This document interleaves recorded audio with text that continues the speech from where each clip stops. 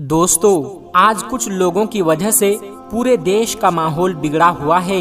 जगह जगह पर लोग हिंदू मुसलमान कर रहे हैं, जगह जगह पर दंगे फसाद हो रहे हैं। हाल ही में आपने हरियाणा के मेवात के नूह में देखा और सुना भी होगा कि किस तरह से वहां का माहौल बिगड़ा हुआ था। ऐसे बिगड़े हुए माहौल में हम आपको दो ऐसे वाक़यात बताने जा रहे हैं जिसको सुनकर आप समझ जाएंगे कि ना तो सारे हिंदू बुरे होते हैं और ना ही सारे मुसलमान बुरे होते हैं। सिर्फ कुछ लोग बुरे होते हैं जो अपने फ़ायदे के लिए ऐसा कराते हैं। ये दोनों वाक़या यकीनन आपके दिलों से नफ़रत को मिटा देंगे। इसलिए आज की ये वीडियो आप सभी के लिए बहुत ही ज़्यादा ख़ास है। आप हिंदू हो या मुसलमान, आप इस वीडियो को आखिर तक ज़रूर देखें।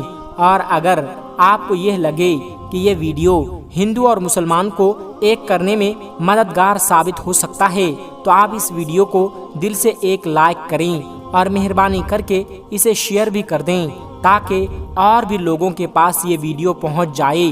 तो चलिए शुरू करते हैं। दोस्तों, पहला जो वाक़या है यह है इलाहाबाद की रहने वाली एक लड़की जिसका नाम आरती था। आरती लखनऊ में रहकर अपनी पढ़ाई पूरी कर रही थी। आरती उस दिन अपने घर इलाहाबाद जाने वाली थी, मगर उसी दिन उसके किसी फ्रेंड के घर में कोई पार्टी थी। इसलिए उसने सोचा कि पहले मैं अपने फ्रेंड के घर पार्टी अटेंड कर लेती हूँ, उसके बाद शाम को अपने घर चली जाऊंगी। बस यही सोचकर उसने अपना रिजर्वेशन भी करवा लिया। उसके बाद आरती ने पार्टी अटेंड की और फिर शाम को वो सीधी अपनी फ्रेंड के घर से निकली और रेलवे स्टेशन पर पहुंच गई और जाकर ट्रेन में अपनी सीट पर बैठ गई। आरती का रिजर्वेशन जिस बोगी में था उसमें लगभग सभी लड़के ही थे जिनके हंसी मजाक आरती को खूब डरा रहे थे। टॉयलेट जाने के बहाने से आरती पूरी बोगी घूम आई थी। मुश्किल से पूरी बोगी में 2 या 3 औरतें रही होगी। ये देखकर आरती डर के मारे कांप रही थी, क्योंकि पहली बार वो रात के वक्त ट्रेन में सफर कर रही थी और वो भी अकेले। इसलिए वो पहले से ही बहुत ज्यादा घबराई हुई थी और अब उसकी बोगी में सारे लड़के ही भरे हुए थे। यह देखकर अब वो और भी ज्यादा डर गई। इसलिए फिर वो खुद को इत्मीनान रखने के लिए अपनी सीट पर बैठी और एक मैगजीन निकालकर पढ़ने लगी। बोगी में लड़कों का एक झुंड था जो शायद किसी कैंप में या किसी पिकनिक पे जा रहा था और लड़कों का हंसी मजाक और उनकी बातों ने आरती को और भी ज्यादा डरा दिया था। आरती के डर और खौफ के बीच रात धीरे धीरे गुजरने लगी, मगर आरती अभी भी कांप रही थी। यह देखकर अचानक सामने की सीट पर बैठे लड़के ने कहा कि हेलो, मेरा नाम अनिल है और आप तो डर के मारे पीली पड़ चुकी हो। तो आरती ने धीरे से कहा जी। तो लड़का समझ गया और वो कहने लगा जी कोई बात नहीं, अगर आप अपना नाम बताना नहीं चाहती है तो मत बताइए, मगर वैसे आप जा कहाँ रही हो। तो आरती ने धीरे से कहा कि इलाहाबाद।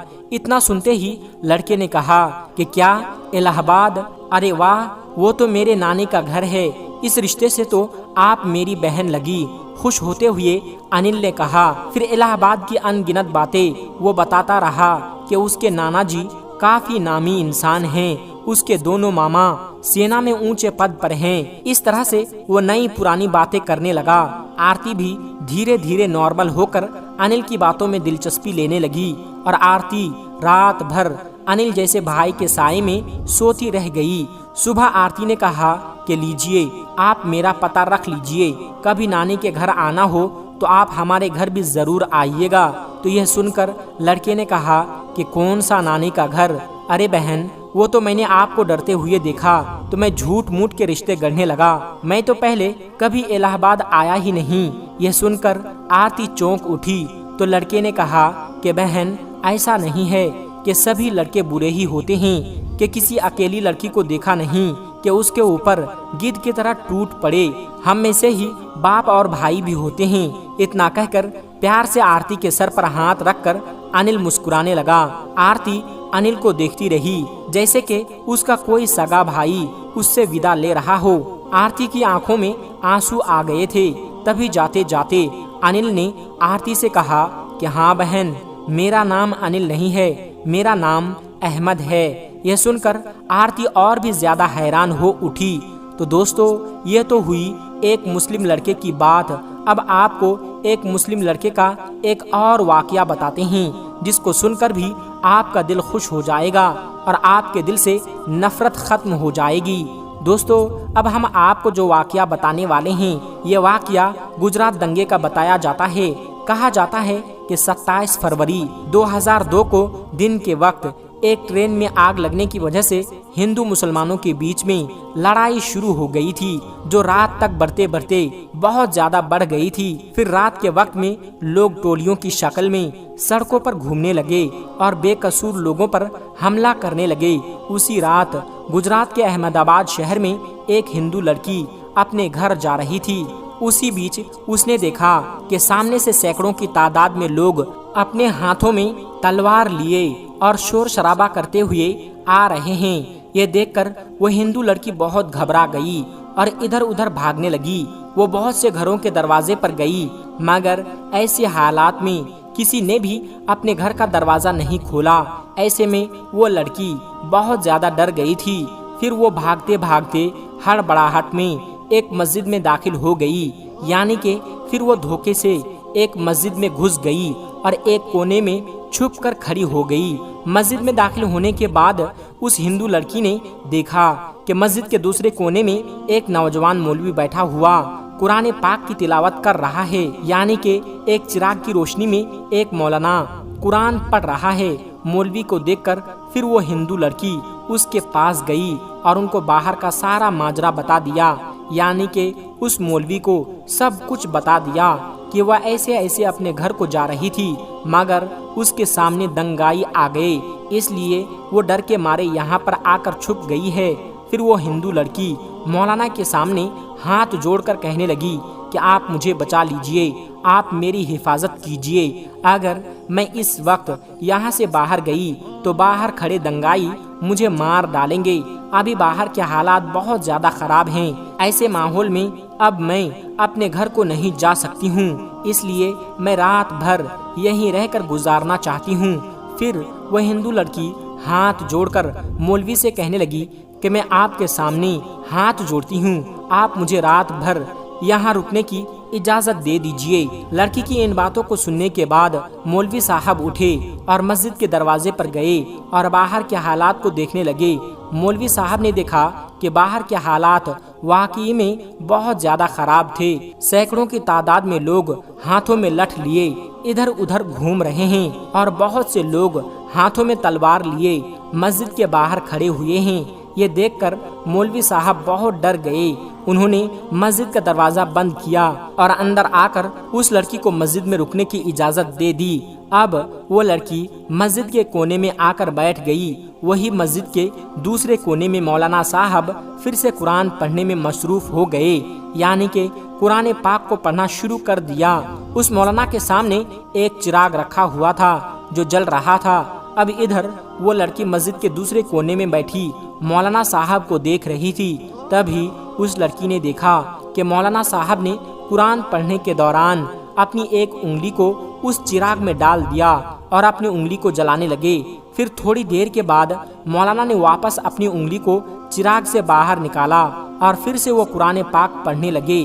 تھوڑی دیر کے بعد لڑکی نے پھر دیکھا کہ وہ مولانا صاحب پھر سے وہی کام کرنے لگے، یعنی کہ انہوں نے پھر سے اپنی انگلی کو چراغ میں ڈال دیا اور تھوڑی دیر جلنے کے بعد انہوں نے واپس اپنی انگلی کو باہر نکال لیا۔ مسجد کے دوسرے کونے میں بیٹھی وہ ہندو لڑکی یہ سارا ماجرا اپنی آنکھوں سے دیکھ رہی تھی۔ یہ دیکھ کر وہ لڑکی حیران اور پریشان ہو گئی اور سوچنے لگی کہ یہ مولانا صاحب کہیں پاگل تو نہیں ہو گئے ہیں جو بار بار اپنی ہی انگلی کو آگ میں جلاتے ہیں۔ خیر دوستو، پھر ایسے سوچتے سوچتے اس لڑکی کی آنکھ لگ گئی، یعنی کہ اس کو نیند آ گئی اور پھر پوری رات نکل گئی اور صبح ہو گئی۔ صبح وہ مولانا صاحب اٹھے اور مسجد کے دروازے پر گئے اور انہوں نے باہر کے حالات دیکھے۔ مولانا صاحب نے دیکھا کہ اس وقت باہر کوئی بھی دنگائی نہیں تھا، یعنی کہ سارے دنگائی وہاں سے جا چکے تھے۔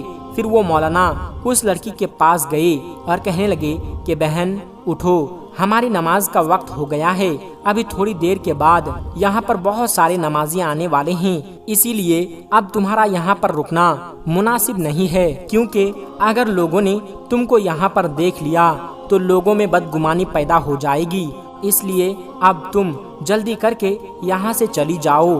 اور میں نے باہر جا کر دیکھ بھی لیا ہے، ابھی باہر کے حالات نارمل ہیں، باہر کا راستہ بھی صاف ہو چکا ہے، آپ آسانی سے اپنے گھر کو جا سکتی ہے، آؤ اب میں تم کو باہر تک چھوڑ دیتا ہوں۔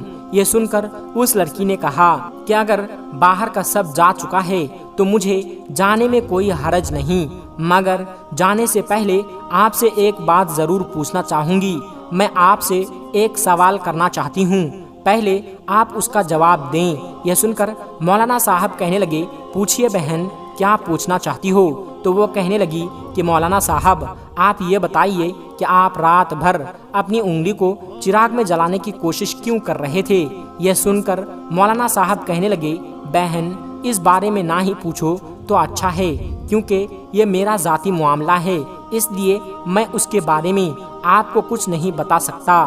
تو یہ سن کر وہ لڑکی کہنے لگی کہ جب تک آپ مجھے اس کے بارے میں نہیں بتائیں گے تب تک میں یہاں سے واپس نہیں جاؤں گی۔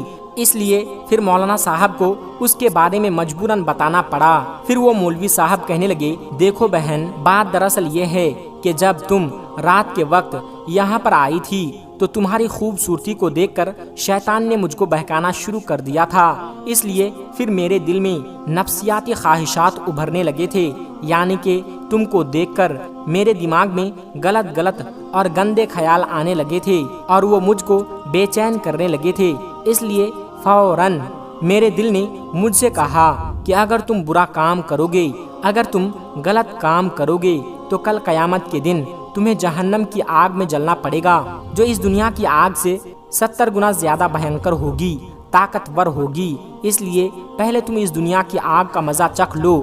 بس یہی سوچ کر پھر میں نے اپنے دل کی بات کو مانتے ہوئے اپنے جسم کو آگ کے حوالے کر دیا اور اپنے جسم کو آگ کا مزہ چکھانے لگا اور اپنی نفس سے کہنے لگا کہ اگر تجھ میں آگ کی تپش کو برداشت کرنے کی طاقت ہے تو پھر تمہاری مرضی ہے، تم جو چاہو وہ کر لو، اگر تم اس کو برداشت کر سکتے ہو تو پھر تم یہ گناہ کر لو۔ اس لیے رات میں جب بھی میرے دماغ میں غلط اور گندے خیال آئے تب میں نے اپنے نفس کو آگ کے حوالے کر دیا اور نفس کو آگ کا مزہ چکھانے لگا۔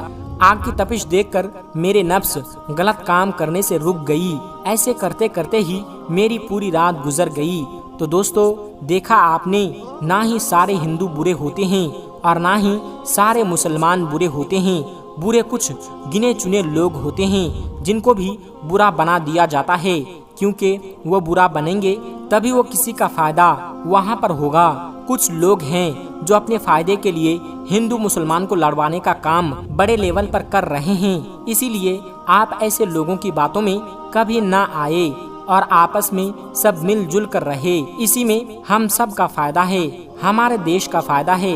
دوستو آخر میں ہمارے تمام مسلمان بھائی بہنوں سے گزارش ہے کہ اس چینل کو بنانے کا ہمارا مقصد یہ ہے کہ جتنے بھی ہمارے ہندوستانی بھائی بہن ہیں، چاہے وہ ہندو ہو یا مسلمان، سب کو اسلامی اور سبق آموز واقعہ سنا کر ان کا ایمان تازہ کرنا ہے اور سب لوگ اس سے کچھ نصیحت حاصل کر سکے۔ اور یہ بات بھی ہے کہ دین اسلام کی باتوں کو عوام اور مسلمانوں تک پہنچانا ثواب کا کام ہے، اس لیے اس ویڈیو کو ایک لائک کر کے اپنے قریبی دوستوں تک شیئر کر کے ثواب کا کام ضرور کرے۔ دوستو آج کی ویڈیو میں بس اتنا ہی۔ اگر آپ کو یہ ویڈیو ذرا بھی اچھی لگی ہو تو آپ ہمیں سپورٹ کرنے کے لیے چینل کو سبسکرائب ضرور کر لیجئے گا۔ اللہ تبارک و تعالی سے دعا ہے کہ ہمارے جتنے بھی مسلمان بھائی بہن اس ویڈیو کو دیکھ رہے ہیں اسے سیدھے راہ پر چلنے کی توفیق عطا فرمائیں اور اسے ہر ترقی سے مالا مال کر دے، آمین ثم آمین۔ آج کی ویڈیو میں بس اتنا ہی، ملتے ہیں ایک پھر نئی ویڈیو کے ساتھ، تب تک آپ اپنا اور اپنوں کا بہت زیادہ خیال رکھیے گا۔ السلام علیکم ورحمۃ اللہ وبرکاتہ۔